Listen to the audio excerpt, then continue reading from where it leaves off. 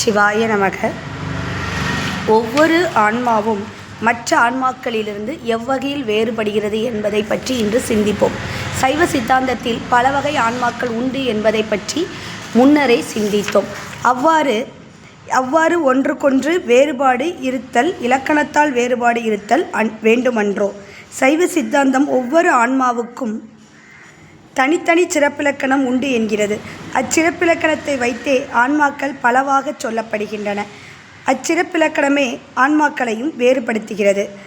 அறிவிக்க அறிதல், படிமுறையில் அறிதல் என்பது உயிருக்கு உள்ள பொதுத்தன்மையாக இருந்தாலும் ஒரு உயிர் அறியும் விஷயத்தை மற்றொரு உயிர் அவ்வாறே அறிவதில்லை, வேறு வேறாக அறிகிறது. இதற்கு காரணம் ஒவ்வொரு உயிரும் தன் அறியும் தன்மையில் இயல்பிலேயே வேறுபாடு உடையதாய் இருத்தலே ஆகும்.